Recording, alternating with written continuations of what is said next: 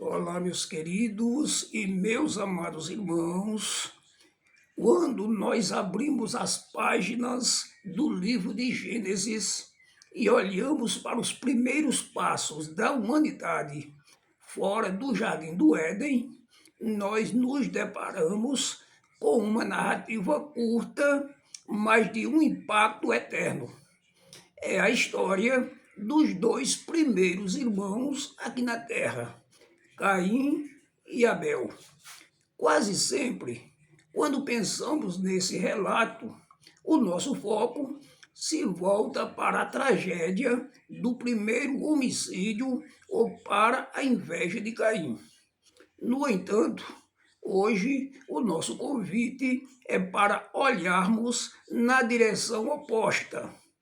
Hoje nós vamos extrair ouro espiritual meditando sobre lições da vida de Abel.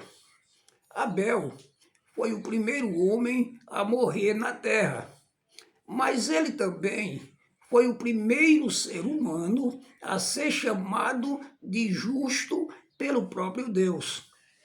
Embora a sua biografia ocupe poucos versículos do capítulo 4 de Gênesis, o seu legado ecoa até os dias de hoje. A narrativa bíblica nos mostra que ambos os irmãos trouxeram ofertas ao Senhor. Caim, que era agricultor, trouxe do fruto da terra. Abel, que era pastor, trouxe das primícias e da gordura do seu rebanho. O texto sagrado diz que agradou-se o Senhor de Abel e da sua oferta, mas de Caim e da sua oferta não se agradou. Por que Deus aceitou a oferta de Abel e rejeitou a de Caim? A chave está na ordem em que o texto foi escrito. Deus não olhou primeiro para os objetos trazidos ao altar. Deus olhou primeiro para quem os trazia. Veja que o texto diz: agradou-se o Senhor de Abel e depois da sua oferta. A primeira grande lição que Abel nos dá é que a aceitação do adorador precede a aceitação da adoração. Caim trouxe uma oferta burocrática, apenas o que sobrou ou o que era comum. Abel trouxe o seu melhor, as primícias, o que exigia sacrifício e dedicação. A diferença não estava no tipo de produto, mas na disposição do coração. Deus não aceita o nosso louvor, o nosso serviço ou o nosso dízimo se o nosso coração estiver longe dele. Abel nos ensina que a verdadeira adoração começa na integridade de quem nós somos no secreto. Assim, para compreendermos a fundo a atitude de Abel, precisamos saltar para o Novo Testamento. O escritor aos Hebreus, no capítulo 11, onde está ali a famosa galeria dos heróis da fé, coloca Abel logo no topo da lista. O versículo 4 declara o seguinte: pela fé, Abel ofereceu a Deus maior sacrifício do que Caim, pelo qual alcançou testemunho de que era justo, quando Deus deu testemunho dos seus dons. Esta é a nossa segunda lição. Abel nos ensina a viver e a cultuar pela fé. Fé não é um sentimento vago. Fé é obediência e confiança na revelação de Deus.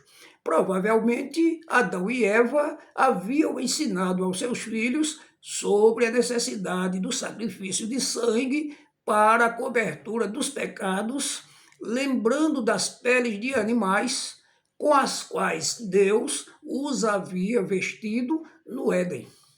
Abel ouviu e creu.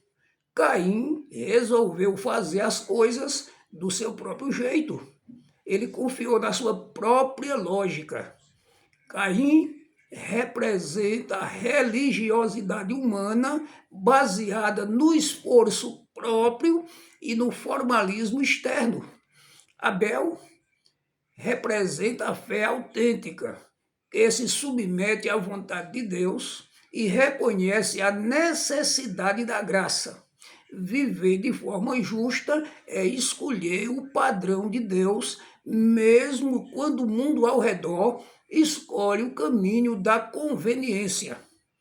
A história terrena de Abel termina de forma abrupta e violenta. Movido pelo ciúme e pelo ódio, Caim armou uma emboscada no campo e tirou a vida de seu irmão. Ali parecia o fim.